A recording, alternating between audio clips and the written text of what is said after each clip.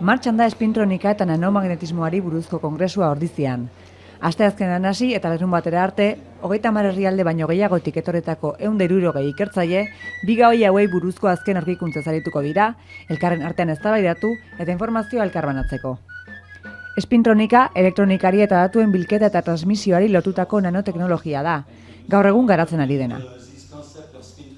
Kongresuaren egoitza nagusia Barrenan izango bada ere, asteazken arratsaldeko ekitaldia Goierri berrikuntza gunean burutu zen.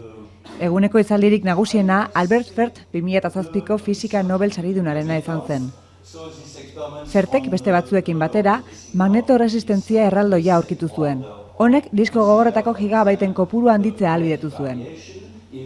Nobel saridunaren hitzaldiaren ondoren, Iñaki Goirizelaia, EHUko errektoreak, Begoña Otxoa, Eusko Jaurlaritzako Zientzia Politikako zuzendariak, Jose Ramon Guridi, Gipuzkoako Foru Aldundiko Berrikuntzako zuzendariak, Iñaki Otaño, Lortek Ikalau Zentro Teknologikoko zuzendariak, eta Jose Miguel Santamaria Ordiziako alkateak hitz batzuk egin zituzten.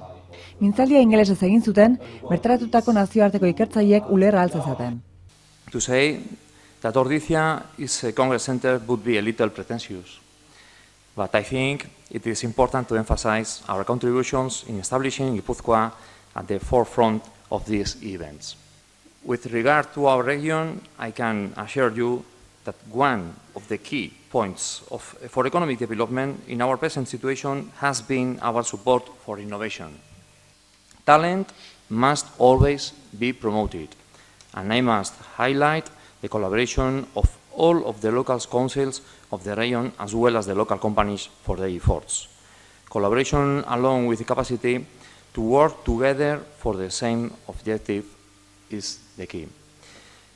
This is what we have done, this is what has to be done, and this is, without doubt, exactly what all of you here today are doing.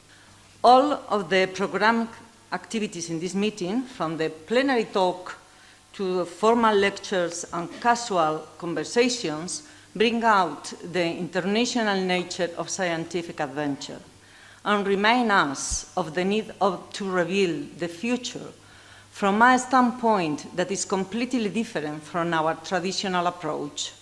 We cannot afford to get stuck on old-fashioned or pre-scientific mentalities.